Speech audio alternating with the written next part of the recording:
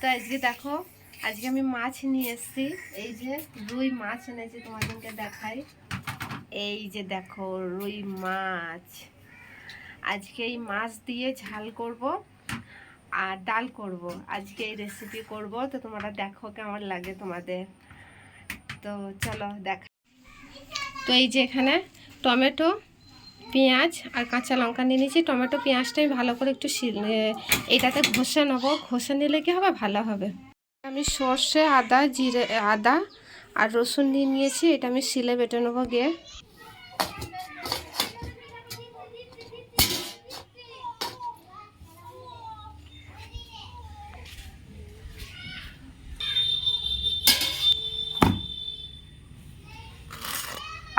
আমি বসিয়ে দিয়েছি। এবার চলো মাছটাকে নুন হলুদ মাখিয়ে নিই।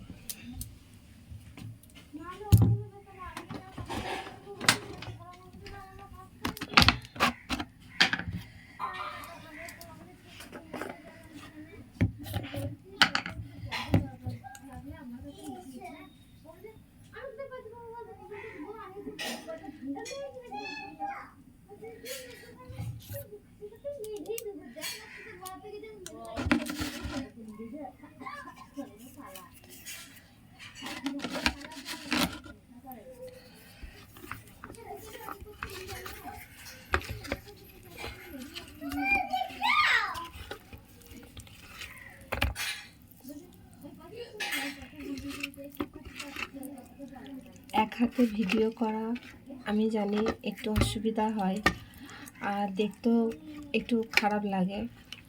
তবু তোমাদেরকে আমি অনেক বিনতি করব যে তোমরা অবশ্যই আমার ভিডিওটা দেখবে, লাইক শেয়ার কমেন্ট করবে। তোমাদের সাপোর্টেই আমি একদিন নিজের পায়ে দাঁড়াতে পারবো। তোমরা যদি না সাপোর্ট করো, আমি কোনো দিনই নিজের পায়ে দাঁড়াতে পারবো না।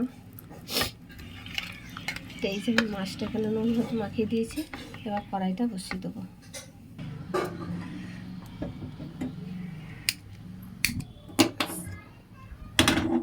কড়াই বসিয়ে দিলাম।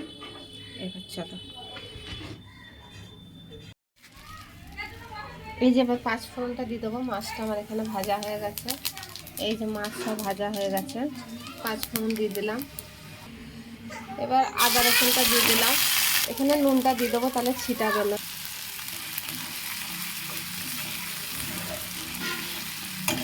পেঁয়াজটা দিয়ে দেবো।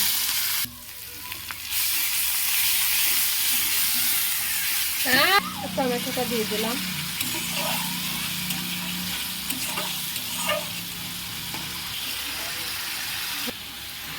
লঙ্কা দিয়ে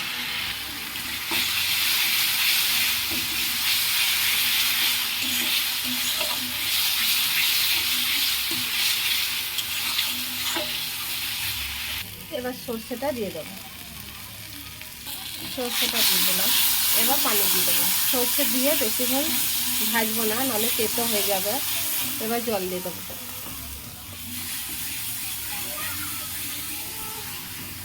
এবার মাছটা দিয়ে দেবো। এই